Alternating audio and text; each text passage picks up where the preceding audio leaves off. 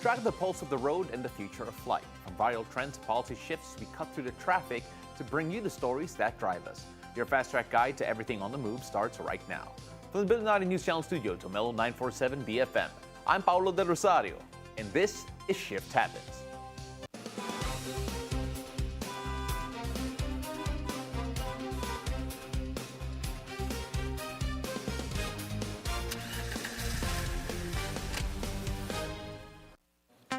If you look outside, you'll know that it is a rainy Thursday, but it is a day away till TGIF. That's right, Friday's tomorrow.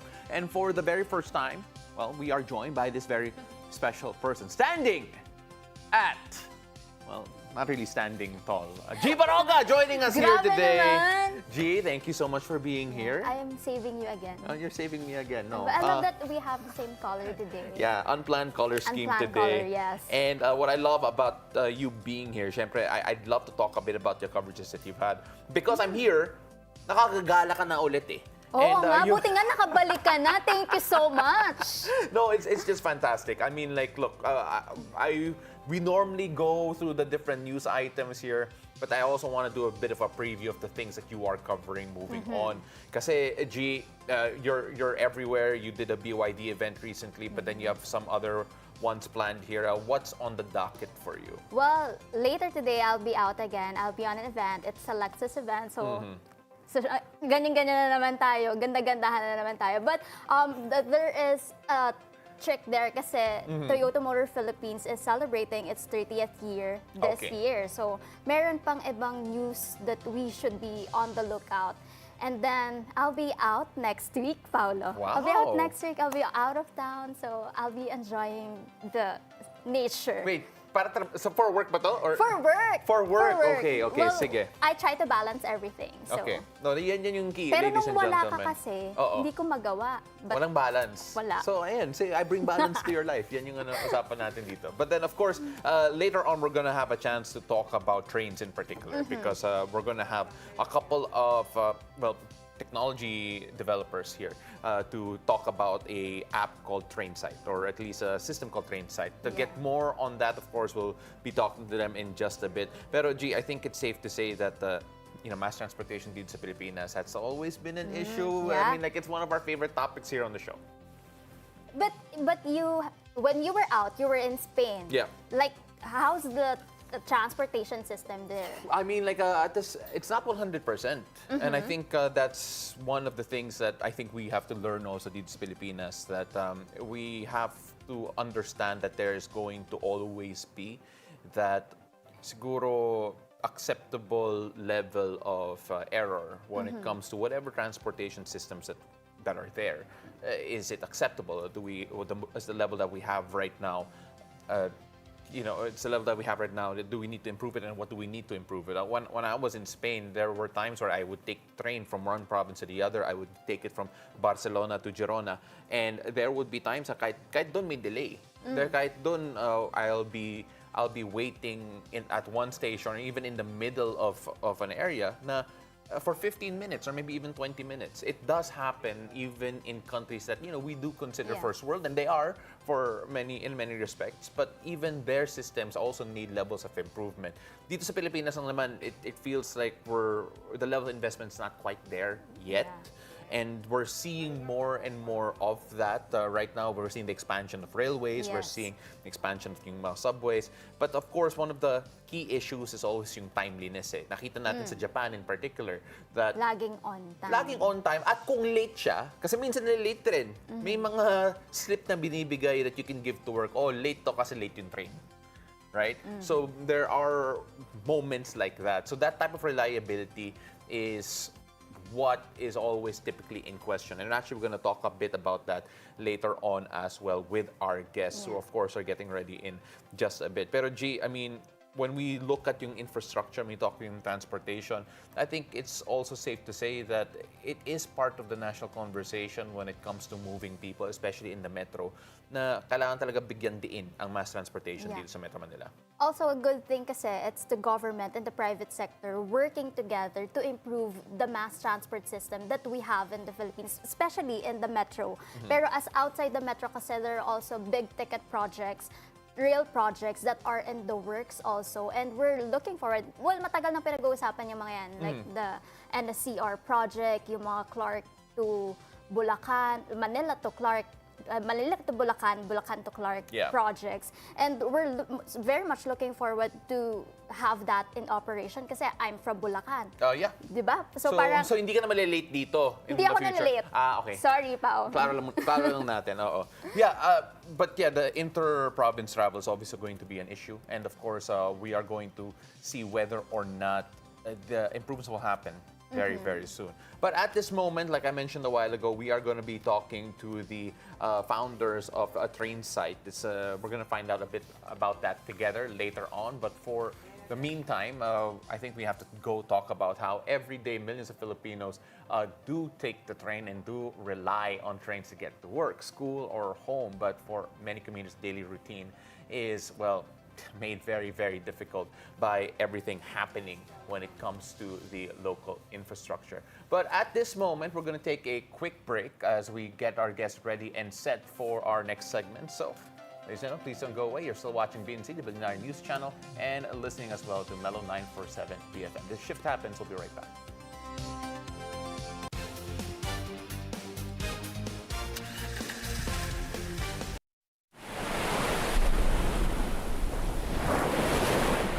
Looking for the perfect escape? Discover Club Nalu, a serene beachfront retreat where stillness meets style. Nestled along the quiet shores of Bacnotan in La Union, Club Nalu is designed for slow mornings, ocean breezes,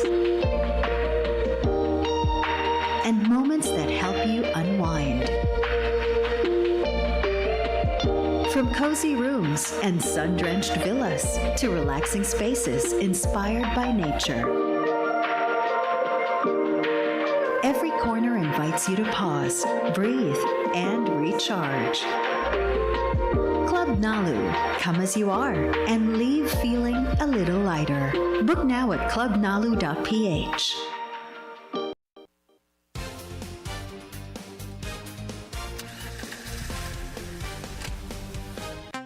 Welcome back. You're still watching Shift Happens. Thank you so much for joining us here on BNC, the Billionaire News Channel, simulcast of Mellow 947 BFM.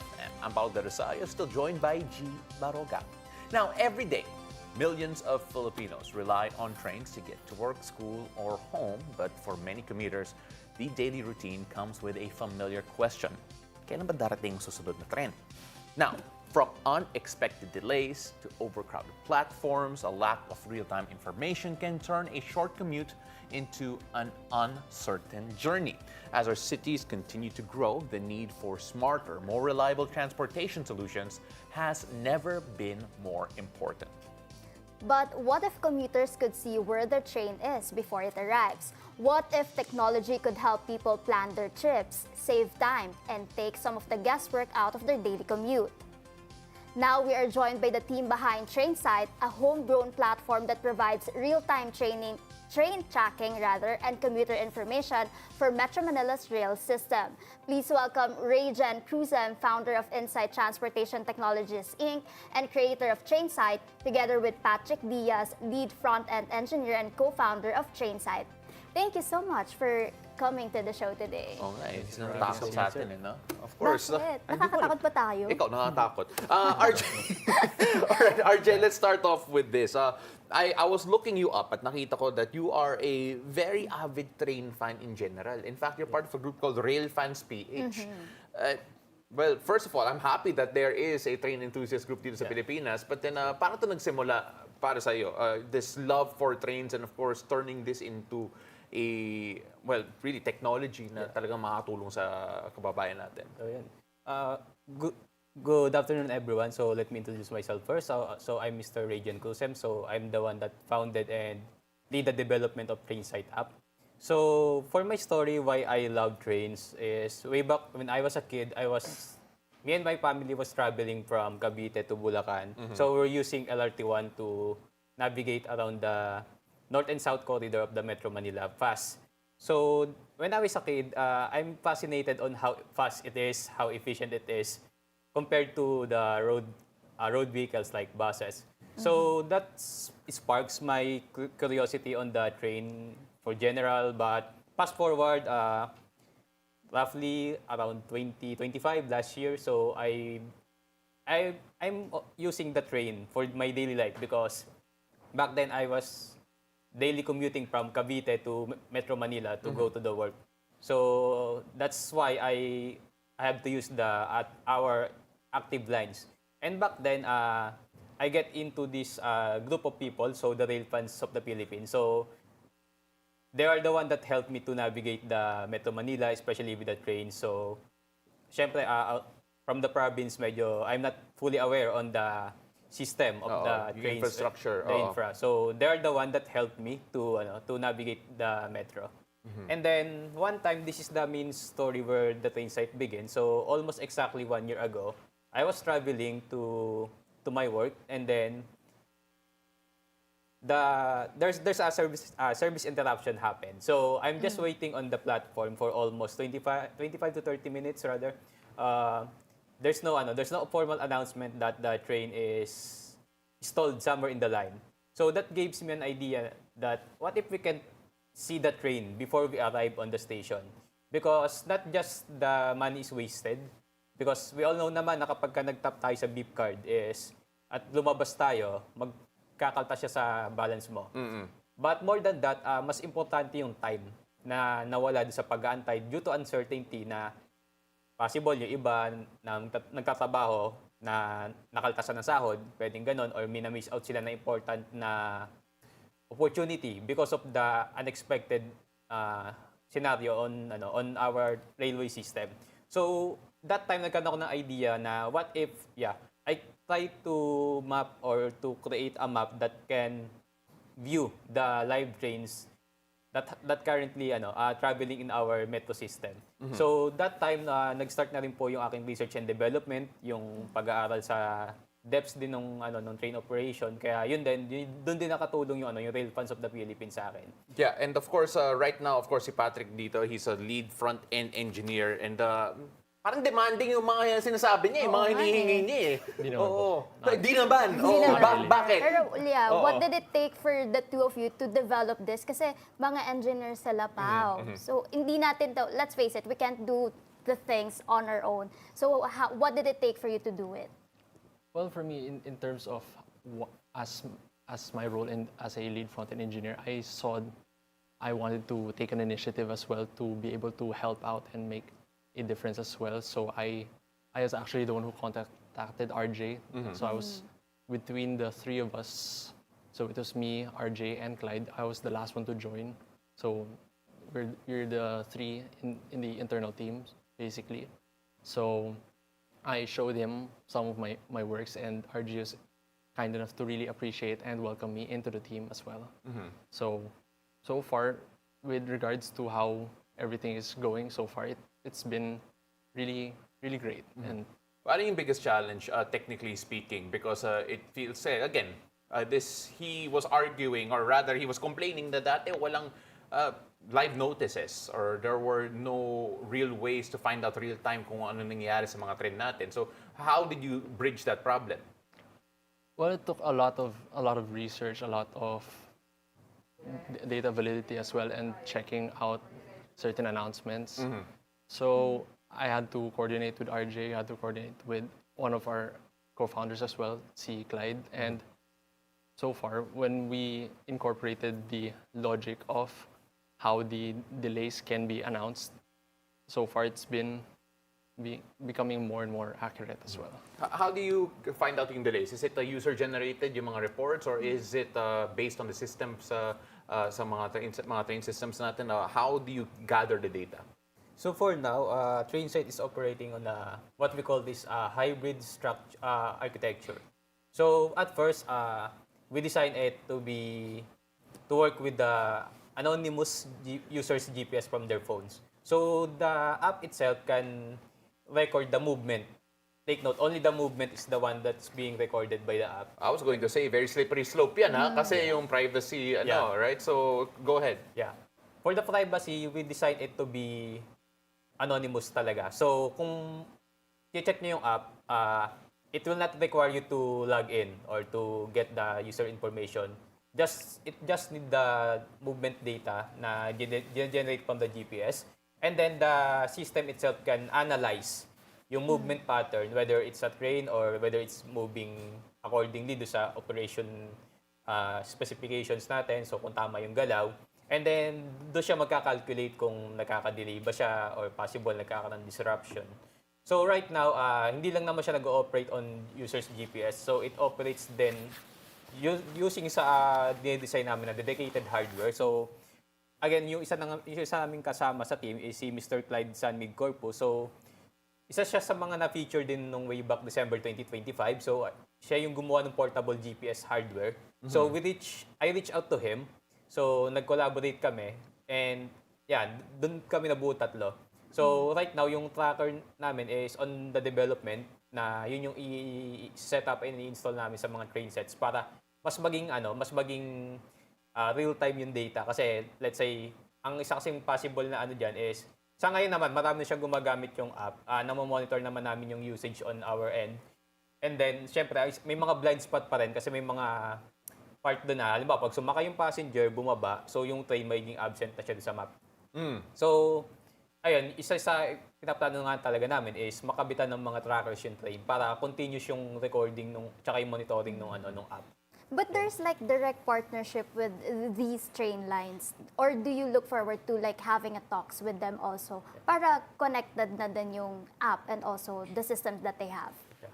Honestly, we are looking forward for the collaboration with our operators as well because they're the one that will give us the authorization to install on their train sets, and most likely sila din naman po yung yung makakapag improve ng system kasi nasa nila yung real data, yung talagang official data ng trains natin.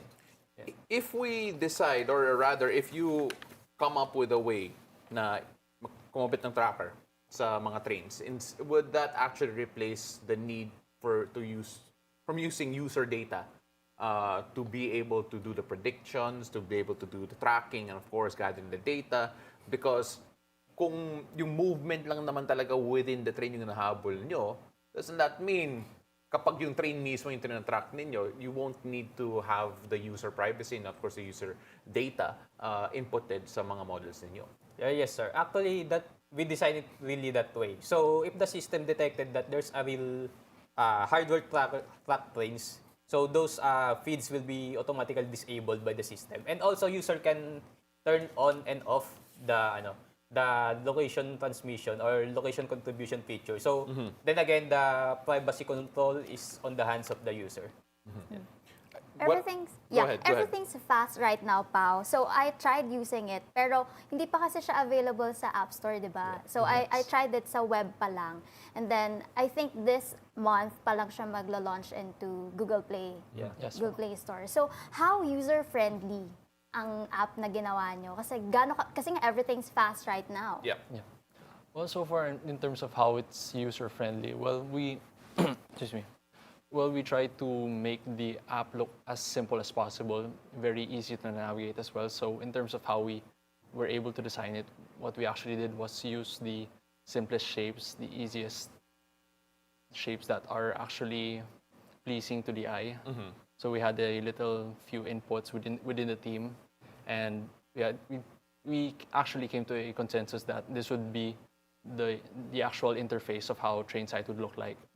On the home screen. This is very much in the early stages of yung development ninyo as of course as a startup and as a business. Can you tell us a bit more about yung landscape na yun? Because there have been numerous attempts to try and make travel and moving around in the metro area in particular more convenient, more comfortable, and of course more predictable, which is really the bigger issue for a lot of people.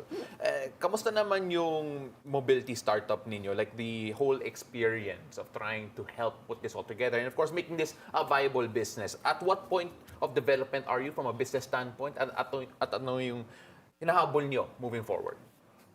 Well, for now, right now, since we're on the basically startup phase, so right now everything is on our pockets, so to sustain the development and the movement of this app. But right now we have plans na rin kung how it can be self-sustained and also profitable in the future, like the possibility of the licensing. So let's say an operator, hindi lang naman siya limited sa train sa ngayon.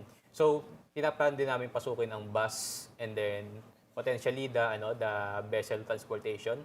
So those operator can integrate with us. Then we can offer them a licensing system na kung saan they will have the advanced features ni TrainSight, or rather kung ano man yung magiging pangalan niya in the future for the other. Kung bus na, hindi na yan TrainSight. Yeah. Iba na yung pangalan nun eh. Yeah. Oo. But May then again, layers. the system can also give them an advanced insight on how can they improve their service. Kasi ngayon, dinesign din namin to na meron siyang analytics on the back end, so that the operator can see kung saan nagkakaroon ng anomaly or ano yung nangyayari on the ground.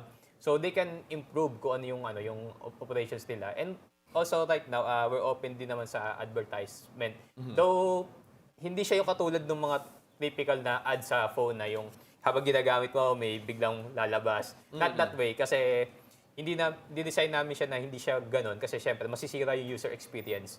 So we design na yung ads is yung parang lang, simple lang siya but not intrusive. So right now naman, kino-consider pa rin namin yun. And then syempre, the last is the APIs. So for example, if anyone na gustong ma-utilize yung aming features, let's say merong ibang app na gustong gumawa ng for tracking, they can use the intelligence of TrainSight or yung mismong system namin para mapa-andam nila yung kanilang let's say tracking app, tracking system din. So open naman kami sa mga ganung models po.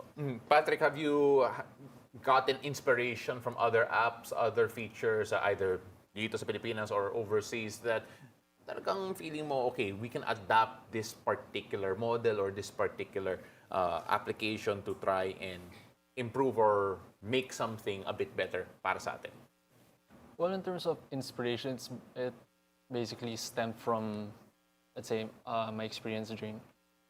I had actually had a recent vacation to Japan, actually. So I was able to really observe their system, and it really inspired me to really try it and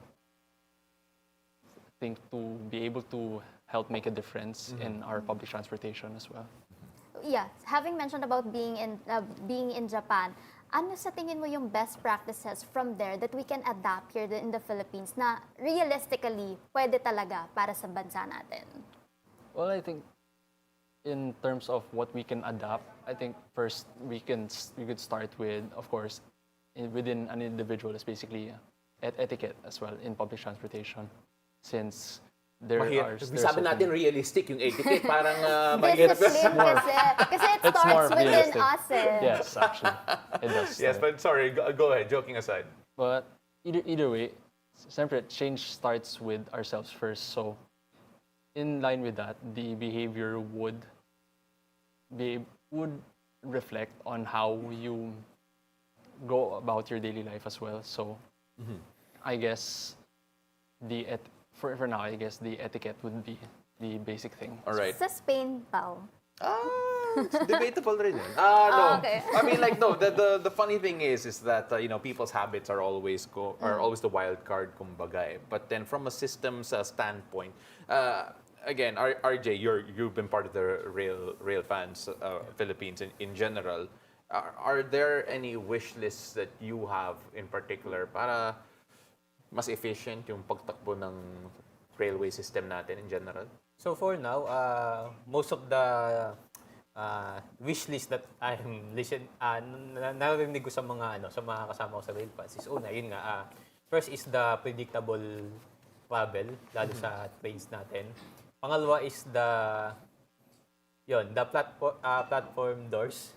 So kung mapapansin naman natin yung yung railway system natin is unlike sa ibang bansa, we can consider na mas safe yung sa ibang bansa kasi meron silang platform screen door. So para maiwasan yung mga nahuhulog sa release natin. And then syempre, they're wishing for more advanced na train sets kasi syempre para mas maka-cater yung needs natin na lalo sa mga computers, especially the comfortable ride, yung mas matibay na mga train natin para hindi sila alam mo yan, nakakaaberya ng madalas. So yun.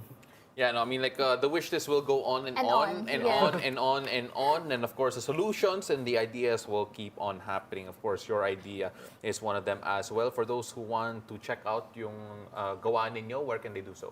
Right now, it's available as a web application. So you can just Google TrainSight or you can just type rail.trainsight.app. So it will automatically land you to the app. And for the Android users, we're currently readying it na may release na ngayon sa Play Store. So right now ngayon, may mga inaayos na lang kami and sooner, maybe few weeks from now, it will be launched na on Google Play Store. And for the iOS, right now, the development and testing is on the start. So sa ngayon, kaya para release pa lang siya ng roughly mga September or October. So sa ngayon, mas inuna lang namin yung Android kasi yun yung mas accessible. Wala naka-Android dito eh. Paano yun? But needed also for the commuters kasi for kailangan sure. Then, natawa lang ako walang naka-Android dito. But then, ladies and gentlemen, that is Rhey Crusem, founder of Insight Transportation Technologies Incorporated, creator of TrainSight, and Patrick Diaz, the lead front-end engineer and co-founder of TrainSight. Maraming salamat, gentlemen. Thank you so much for joining us here today. Thank you. And that concludes our round of the stories driving the industry forward. I'm G. Barroga. And I'm Paolo del Rosario. Join us again tomorrow on Shift Happens, your fast-track guide to everything on the move. Keep it here on BNC, the Billionaire News Channel, and Mellow 947 BFM.